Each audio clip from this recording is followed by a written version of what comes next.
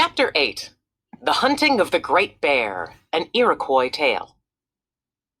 Long ago, there were 4 brothers who were all skillful hunters.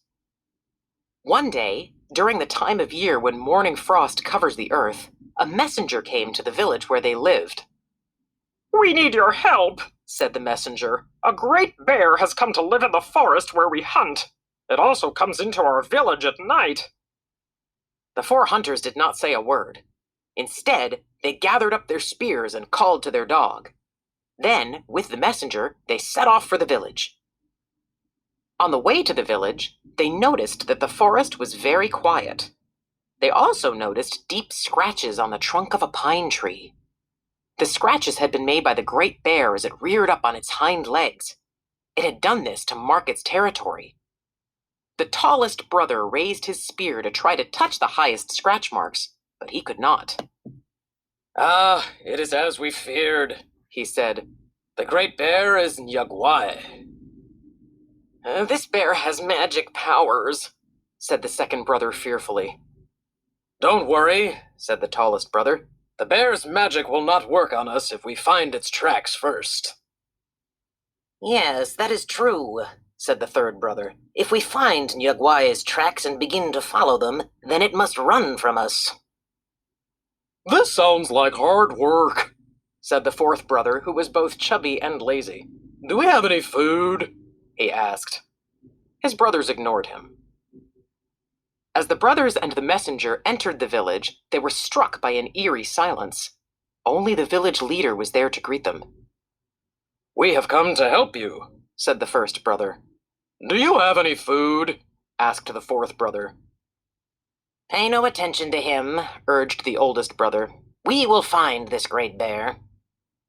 "I wish you luck," said the village leader. "When we follow the great bear's tracks, they disappear." "Do not worry," said the second brother. "Four Eyes can track anything, anywhere." Four Eyes licked his master's hand. Four Eyes had 2 black circles on his head, one above each eye. "Let's go," said the first brother. "What, no food?" exclaimed the fourth brother as he ran behind the others.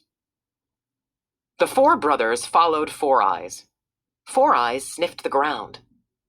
They could all sense that Iroquois was close by. It was important that they found its tracks before it began to follow them. The fourth brother, who by now felt very hungry, took out his pemmican pouch. He opened the pouch and reached in. Instead of food, he found nothing but worms. Iroquois had transformed the food into worms. Meanwhile, like a monstrous ghost, Iroquois moved through the forest, planning to creep up behind them. Suddenly, Four Eyes lifted his head and barked.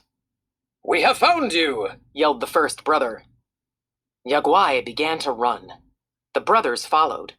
The great bear ran and ran across valleys and hills. As they ran, day turned to night. Higher and higher they climbed to the top of a mountain. The fourth brother grew weary. He pretended to fall and injure his ankle. "You must carry me," he said. 2 of the brothers lifted him up while the other one carried his spear. The great bear began to tire. So did the brothers. Eventually, Four Eyes got close enough to the bear to nip its tail.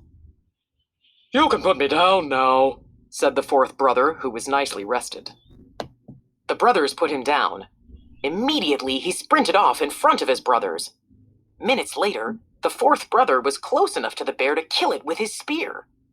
When the 3 brothers caught up with him, he had already built a fire and was cutting up the meat. "Sit down. I hope you are as hungry as I am," said the fourth brother, smiling. Together, the brothers cooked and ate the meat of the great bear.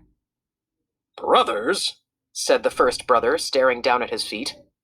"We are not on a mountain. We are high up in the sky." He was right. The great magical bear had led them up into the heavens.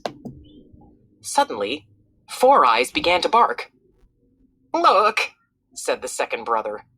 The 4 brothers stared at what was left of Iroquois' body. The great bear was coming back to life. As they watched, it began to run away. Four Eyes took off after it. Let's go, said the first brother.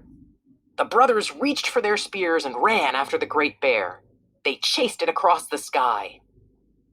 And so it remains.